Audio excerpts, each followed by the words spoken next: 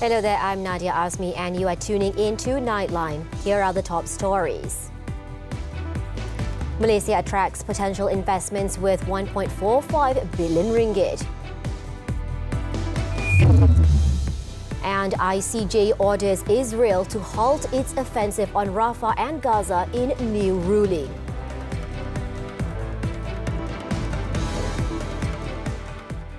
Good morning. Judges at the top United Nations Court ordered Israel on Friday to halt its offensive in the southern Gaza city of Rafah and withdraw from the enclave in a case brought by South Africa accusing Israel of genocide, citing immense risk to the Palestinian population. Reading out a ruling by the International Court of Justice (ICJ), the body's president Nawaf Salam said Israel must immediately halt its military offensive and any other action in the Rafah governorate which may inflict on the Palestinian group in Gaza conditions of life that could bring about its physical destruction in whole or in part. However, while orders are legally binding, the court has no police to enforce them. The ICJ has also ordered Israel to report back to the court within 1 month over its progress in applying measures ordered by the institution.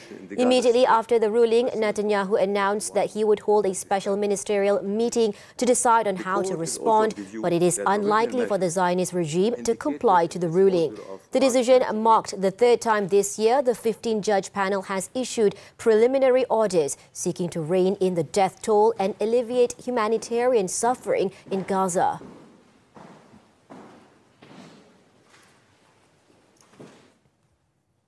Meanwhile, Datuk Seri Anwar Ibrahim has commended the governments of Ireland, Norway and Spain for their decision to recognise the state of Palestine. The Prime Minister also congratulated the countries for being on the right side of history, humanity and justice. In a post on Facebook on Friday, Anwar said that the recognition is an acknowledgement of the Palestinian people's right to self-determination, sovereignty and dignity. He added that this milestone moves the world closer to achieving a just peace in the Middle East. The Prime Minister also called on other nations to follow the lead of Ireland, Norway and Spain, emphasising that global awareness and support for the Palestinian cause are growing. On Thursday, the Prime Ministers of Ireland, Norway and Spain announced that their countries will formally recognise a Palestinian state from May 28th. A report by Al Jazeera noted that globally, 143 of the 193 United Nations member states recognise a Palestinian state. On another matter, Malaysia continues to be on the radar of high-impact foreign investors, particularly from regions such as West Asia and Central Asia. This is evident from Datuk Seri Anwar's second visit to Japan, which succeeded in achieving potential investments of 1.45 billion ringgit from 7 major Japanese companies, as well as potential trade with up to 550 million ringgit. Amanda Lopez reports from Tokyo. Anwar was in Japan for a 3-day working visit to give his keynote address at the 29th Nikkei conference. On the sidelines, he also had scheduled meetings with potential investors from the world's 4th largest economy, involving 7 of Japan's largest conglomerates. Among them were IHI Corporation, Nissin Oilio, Tokiyama Corporation and Sumitomo Corporation. The focus of the discussions was on increasing investments in Malaysia in various strategic fields including oil and gas, renewable energy and palm oil. Ini sedang dalam proses, tapi pelaburan-pelaburan amat besar. Sebenarnya penerusan beberapa pelaburan atau pengembangan yang dulu melalui Petronas dan Jentari atau beberapa hal pelaburan baru. He added that Malaysia is also collaborating with Japan in the higher education sector. This was discussed during the bilateral meeting with his Japanese counterpart, Fumio Kishida. Kemudian bidang kerjasama Universiti Tsukuba dan itu Universiti Tsukuba memang ada kampus cawangan di Kuala Lumpur akan bermula pada bulan September dan kerjasama dengan Universiti Waseda untuk Universiti Petronas dan juga di Melaka. The minister also took part in a media dialogue with the Japan National Press Club (JNPC), during which he shared Malaysia's stance on issues concerning Myanmar, the situation in Gaza, as well as the economic dynamics between the United States of America and China. The symbolic relationship between Malaysia and Japan that has been in place since 68 years ago is further solidified. And via the Prime Minister's working visit, various trade potentials that has been generated among the 7 top major companies in Japan, which have also expressed a commitment to add-on investments in Malaysia. This in turn indicates the stability and policies brought about by the Madani government gives confidence to international investors. Amanda Lopez, Tokyo, Japan. Now, during his press conference with Malaysian media in Tokyo on Friday, Anwar has hit back at opposition leader Datuk Seri Hamzah Zainuddin for criticising his announcement on the targeted diesel subsidy. The Prime Minister stressed that the move is not intended to burden the people, but rather aimed at the wealthy and foreigners who have long benefited from the diesel subsidy. So, cuma saya nak tanya, apa pembangkang dia tak ada dasar untuk penyasaran subsidi? Maknanya apakah pembangkang Perikatan Nasional akan terus memberi subsidi kepada warga asing dan orang kaya? Dia jawab itu dulu. Itu yang menggusarkan rakyat. Mengapa yang nak sibuk pertahankan menentang penyasaran? Dia nak pertahan siapa? Golongan maha kaya ke? Orang asing ke? Kita tekankan penyasaran subsidi ini untuk menarik daripada golongan kaya dan warga asing. Tidak menekan diesel, tidak digunakan oleh majoriti rakyat, dan bagi yang terkait dari segi pemandu taksi, pekebun kecil, nelayan, itu semua diberi pengecualian. On Tuesday, Anwar announced that the cabinet had agreed to implement targeted diesel subsidies in Peninsular Malaysia. He said for now, targeted subsidies will not involve Sabah and Sarawak. To avoid an increase in prices, 10 types of public transport vehicles and 23 types of goods transport vehicles will continue to enjoy diesel subsidies. In the meantime, a former political secretary to Datuk Seri Hamzah, who was the former Home Minister, has been slapped with another corruption charge at the Shah Alam Sessions Court on Friday. Syed Amir Muzakir Al-Said Muhammad, aged 42, pleaded not guilty to the charge. He was charged with soliciting 350,000 ringgit in bribes from Nexus Corp Group Sindran Berhad Managing Director Wan Azhar Yusof 4 years ago to help the company secure the tender for a project related to the police force. The charge was framed under Section 16, subsection AA of the Malaysian Anti-Corruption Commission MACC Act 2009, punishable by up to 20 years imprisonment and a fine of at least 10,000 ringgit upon conviction. The court granted the prosecution's request for the case to be transferred to the Kuala Lumpur Sessions Court to be jointly heard with 2 other charges related to the same project. Case mentioned at the Kuala Lumpur Court has been set for July 12. At the Kuala Lumpur Sessions Court on Thursday, Syed Amir pleaded not guilty to 2 charges of accepting bribes amounting to 350,000 ringgit from Wan Azhar to help Nexus Corp Group secure the project with 381 million ringgit. The court granted Syed Amir bail of 60,000 ringgit with one surety and ordered him to surrender his passport until the disposal of the case. On Friday, the judge allowed for the bail and conditions set by the Kuala Lumpur court to be applied for the case in the Shah Alam Sessions Court. 5 family members of the suspect involved in the Ulu Tiram police station attack have been re-arrested under the Security Offences Special Measures Act 2012 SOSMA. Inspector General of Police Tan Sri Razaruddin Hussein said the 5 are being held for 28 days until June 20th under Section 4, Subsection 5 of the Act. Speaking at a media conference, Razaruddin said they were arrested under SOSMA following the end of the remand period on Friday. Initial investigations also found that the family are rooted in radical beliefs and ideologies. Tapi apabila kita telah memanggil saksi kejiranan di Ulu Tiram, di rumah berdekatan, kita dapati bahawa keluarga ini memang isolated, dia punya diri keluarga dia ini memang tak campur orang. Tidak bercampur orang, anak tidak bersekolah, anak yang terakhir perempuan tidak bersekolah, yang suspek yang mati ditembak ini bersekolah sehingga darjah 4, abang dia sahaja sampai tingkatan darjah 5, kakak pada itu darjah 6. Under SOSMA, the Bukit Aman Special Branch will carry out an investigation, while the Criminal Investigation Department will continue to investigate Section 302 of the Penal Code and the Firearms Act. So far, police have recorded statements from 47 individuals in relation to the case. In the attack that occurred at 2:54 a.m. last Friday, 2 policemen were killed while another was critically injured. The 21-year-old attacker was later shot dead. The Education Ministry MOE aims to improve teacher competencies through suitable training to ensure that they can effectively guide students in utilising artificial intelligence (AI) technology. Its Minister Fadlina Siddiq said after the introduction of the Digital Education Policy (DEP), feedback indicated that students in the country possess significant capabilities, especially in AI innovation. Speaking to reporters after visiting Sekolah Menengah Kebangsaan Agama Perempuan Al-Alawiyah in Kangar Perlis on Friday, Fadlina highlighted that students in rural areas would also be integrated into the digital community. Dia tetap akan menjadi sebahagian daripada komuniti digital sebab satu sekolah. Yang kedua, kita telah mengupayakan pusat kegiatan guru.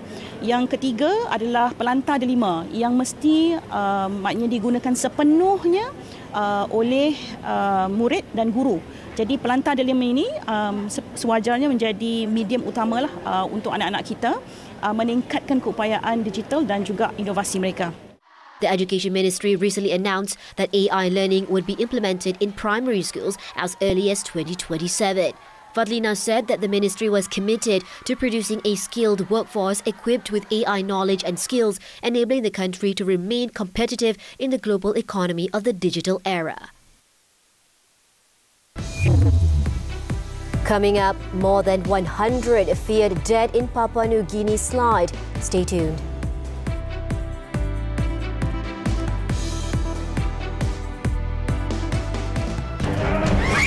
Menuntut keadilan yang terpendam. Kejadian rompakan itu berlaku kurang dari 3 minit. Bersumpah pada kebenaran. Siasat betul-betul. Yang penting, biar ada bukti yang kukuh. Inilah perjuangan terakhir demi keamanan. Oi, memang hati kering, memang berani mati ni tuan. Gerak khas The Finale setiap Ahad 11.30 pagi di TV3 dan stream sekarang melalui Tonton.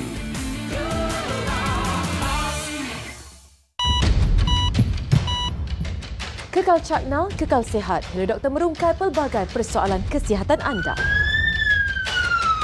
Penyakit kronik, pemakanan, kesihatan mental, semuanya demi kesejahteraan anda. Setiap minggu bersama tenaga pakar kesihatan terbaik Malaysia, segalanya terjawab dalam Hello Doktor setiap Ahad 5.30 petang di TV3 dan stream juga melalui Tonton. President of the United States has been shot. Hari berdarah yang menjadi permulaan segalanya. Sir, need your camera. There, I'll check it out. Coming with you. No, let me take the heat. I need to see any footage you have the back part of the plaza. Dari saksi menjadi suspek.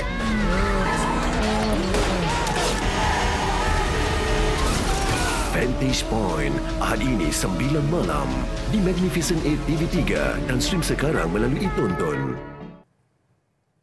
Welcome back. More than 100 people are estimated to have been killed in a landslide that hit at least 6 villages in Papua New Guinea. The disaster hit a remote part of Enga province at around 3 a.m. local time on Friday when many villages were at home asleep. The Red Cross estimates the number of injured or dead could be between 100 and 500 as the slide left a wide scar of car-sized boulders, fallen trees and dirt that stretched down far toward the valley floor. A rapid response team of medics, military, police and UN agencies have been dispatched to the area to assess the damage and help the wounded. In the meantime, Red Cross PNG Interim Secretary General Janet Philemon said the landslide may have been caused by heavy rain as there was no indication of an earthquake. At least 9 people were killed due to a suspected heat stroke in India's west, while parts of Bangladesh and neighbouring states are likely to be hit by a cyclone in a couple of days. According to local media, at least 9 deaths in Rajasthan were suspected to have resulted from people falling sick in the sweltering heat. Weather officials have warned of conditions ranging from a heat wave to severe heat wave in many parts of the state, with the city of Barmer in Rajasthan topping temperature charts this week with a record 48.8 Celsius on Thursday. Meanwhile, in a striking contrast, Bangladesh and parts of West Bengal in eastern India are expected to be hit by severe cyclonic storm Remal, which is likely to make landfall on Sunday.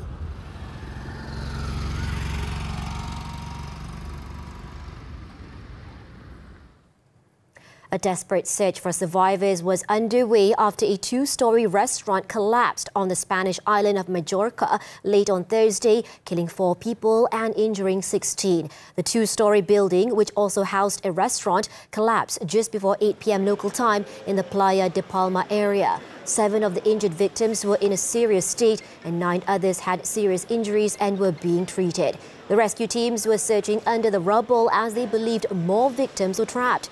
The exact cause of the collapse remained unknown. Spain's Prime Minister Pedro Sanchez said he was monitoring the situation closely and his government would be ready to deploy all the means and personnel that are necessary.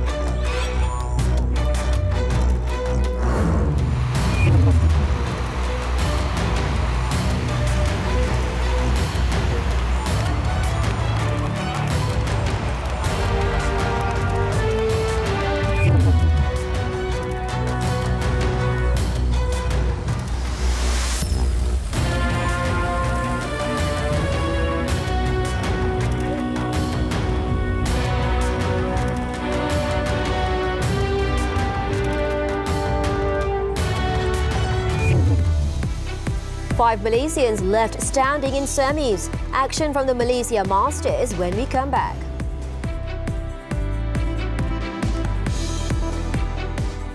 Tugas Rita adalah untuk menyelesaikan masalah cinta. Tapi dia pula yang bertemu jodoh. So you guys ada tak staff yang boleh tolong I? Bukan 1, tapi 2.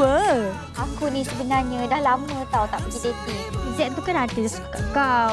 Lepas tu kau boleh pula keluar ni Iskandar. Nanti masak sedap untuk Z. Sambut panggilan cinta ini di Hello Jodoh, Khamis hingga Sabtu 9 malam.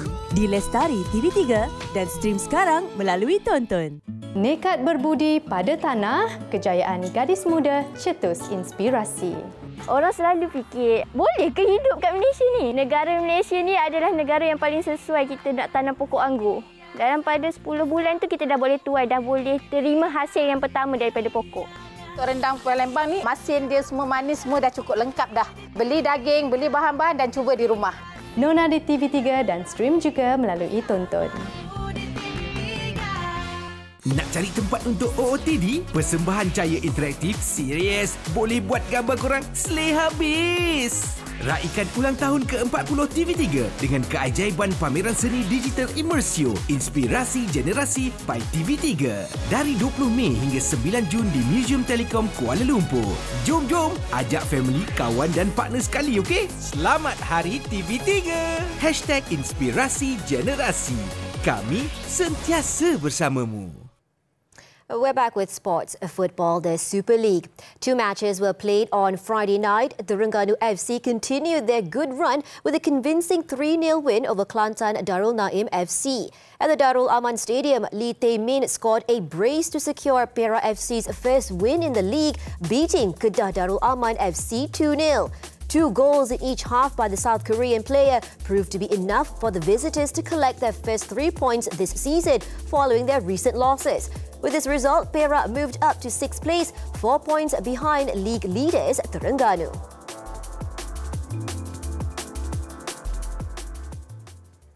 On to badminton, the 2024 Malaysia Masters. National men's singles shuttler Lee Zijia is on track to win his second title of the year after eliminating Anders Antonsen of Denmark in the quarters on Friday. In a grueling match lasting 82 minutes, the world number 10th triumphed over the 2024 Malaysia Open champion 21-15, 19-21, 21-11. Zijia, who is gunning for the first title on home soil, will face Hong Kong's Angus Ng Kalong in the last four. In the men's doubles, rising star Wan Muhammad Arif Shaharuddin Wan Junaidi and Yap Roy King stunned the arena after edging out Denmark's Erasmus Kjær Fredrik Sogaard 21-18, 14-21, 21-18. Next up, the world number 47 duo will battle another Danish pair, Kim Astrup and Skarup Rasmussen, who beat another Malaysian duo, Nur Izzuddin Muhammad Rumsani and Goh Zifei. However, it was the end of the road for country's top pair, Aaron Chia and So Wee Yik. The world number 4 duo fought their hardest but unexpectedly succumbed 21-11, 19-21, 19-21 to South Korea's Yin Jong Na Sung Seong. In the mixed doubles event, Chen Tangji Toh Iwei ensured the country would have one representative in the final after beating compatriots Tan Kian Meng, Lai Beijing 21-19, 21-14. The duo is set to face another national pair, Goh Soon Huat, Siobhan Jamie Lai, in the semis.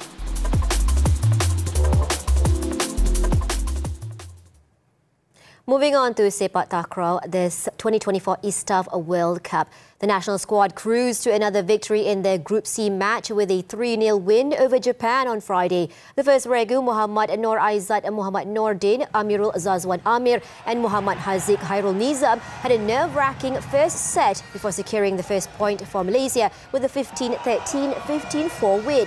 Farhan Adam, Muhammad Shahir Rosdi and Muhammad Azlan Alias kept up the momentum by scoring a 15-5, 15-15 win for the second point. Before the regu of Muhammad Shaharil Aiman, Muhammad Zarif Marakat Ibrahim Marakat and Aidil Aiman Azwawi secured the 3-0 win with a 15-5, 15-7 victory. With the win, Malaysia are through to the next round as the group champions.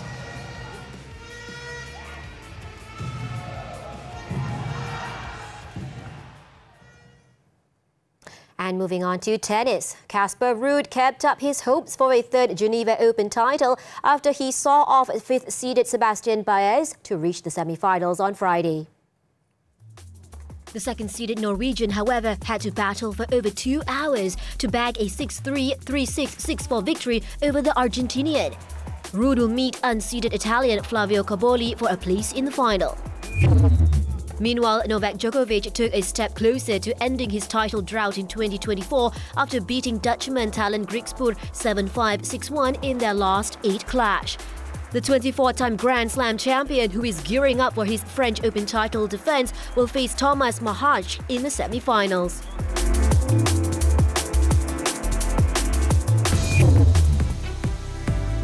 Crypto ring bust, more than 50 million ringgit worth of luxury loot seized. This and more on the local news when Nightline returns.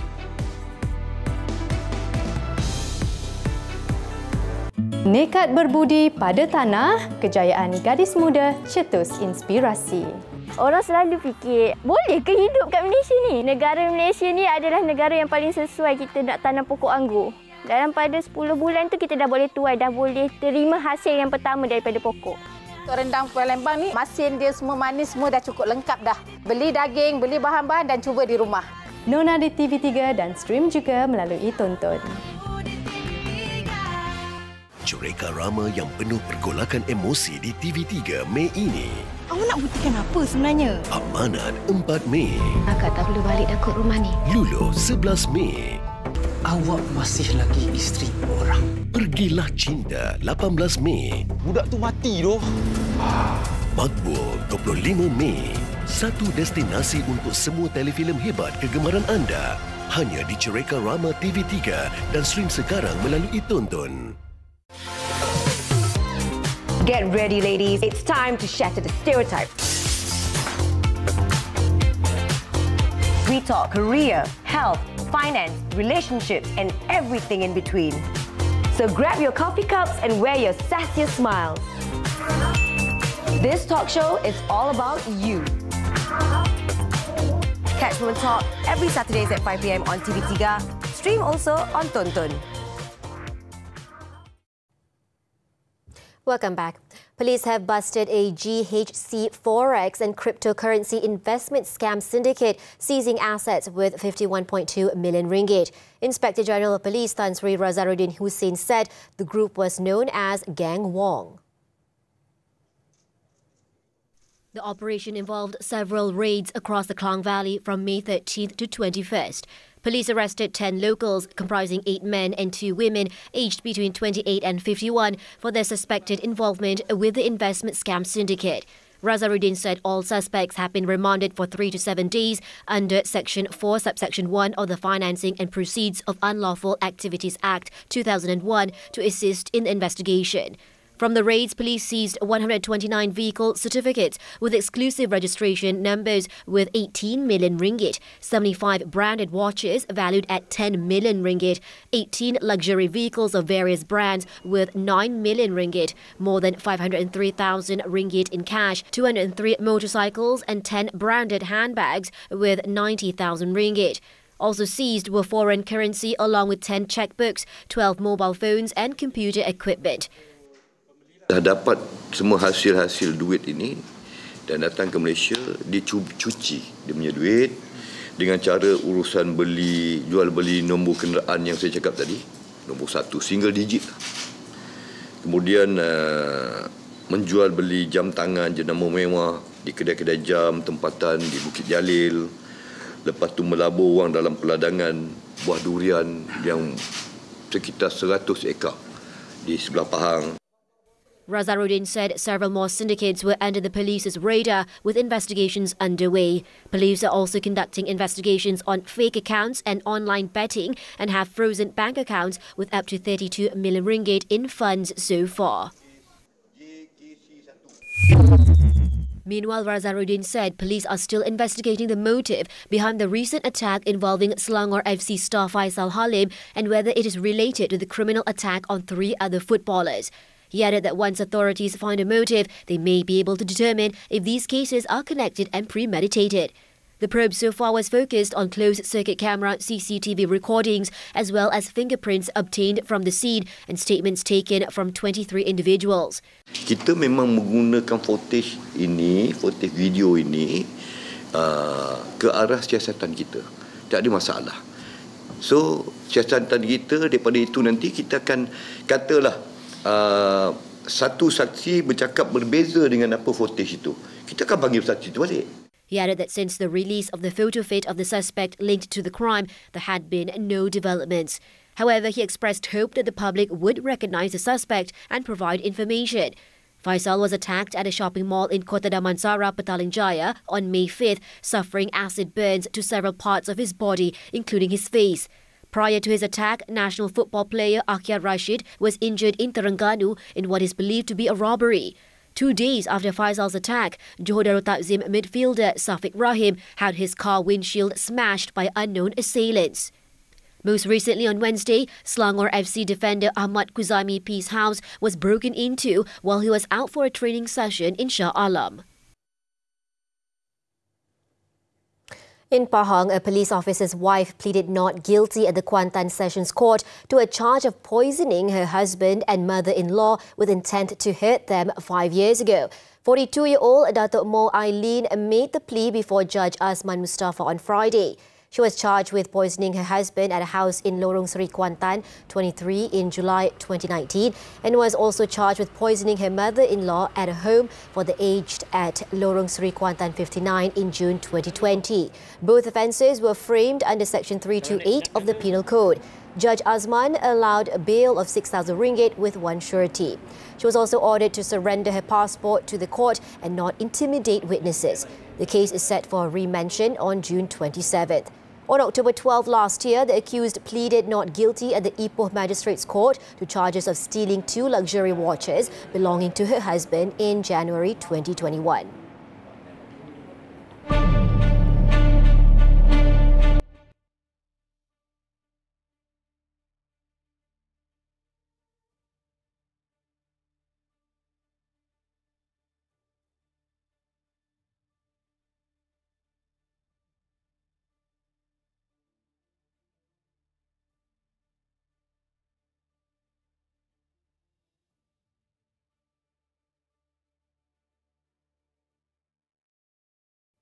As we wrap up Nightline this time around, let's take a look as the flames of the Olympic torch passed through the renowned vineyards of the Bordeaux region as the torch relay made its way to southwestern France. The relay is expected to continue on towards Charente region before its arrival in mid-July ahead of the game's kickoff. With that, I'm Nadia Azmi. Thank you for tuning in and take care.